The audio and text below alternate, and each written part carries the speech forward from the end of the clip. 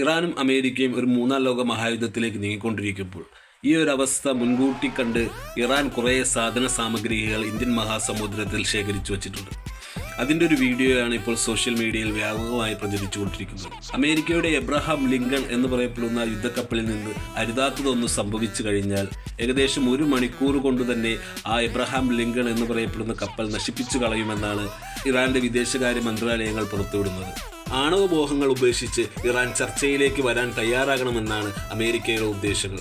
എന്നാൽ ഭീഷണികൾക്ക് മുന്നിൽ മുട്ടുമടക്കുന്നവരല്ല ഇറാനികൾ എന്നാണ് അവർ പറയുന്നത്. ബഹുമാനത്തോടു കൂടിയുള്ള ഏത് ചർച്ചകൾക്കും ഞങ്ങൾ തയ്യാറാണ് എന്നും ഞങ്ങൾക്കെതിരെ ഒരു സൈനിക നീക്കം ഉണ്ടായിക്കഴിഞ്ഞാൽ ആ രാജ്യത്തെ ഞങ്ങൾ തിരിച്ചടിക്കുമെന്നും ശക്തമായ ആക്രമണം മുന്നോട്ടുണ്ടാകുമെന്നും ഏത് രാജ്യത്തു നിന്നാണോ ഞങ്ങളെ ആക്രമിക്കുന്നു ആ രാജ്യത്തിനെതിരെയും ആക്രമണം ഉണ്ടാകുമെന്നും ഇറാൻ വിദേശകാര്യമന്ത്രി പ്രസ്താവിച്ചു. രാജ്യത്തിനെതിരെയുള്ള ഏത് ആക്രമണത്തെയും പ്രതിരോധിക്കാൻ തങ്ങൾക്ക് മുൻപത്തേക്കാൾ കൂടുതൽ പ്രഹരശേഷി ഇപ്പോൾ ഉണ്ട് എന്നും ആഭ്യന്തര പ്രഹരശേഷി ഉപയോഗിച്ച് ഏതൊരു ആക്രമണത്തിനും ഇത്തവണ ശക്തമായ പ്രതിരോധം തന്നെ നൽകുമെന്നും ഇറാൻ വിദേശകാര്യമന്ത്രി കൂട്ടിച്ചേർത്തു.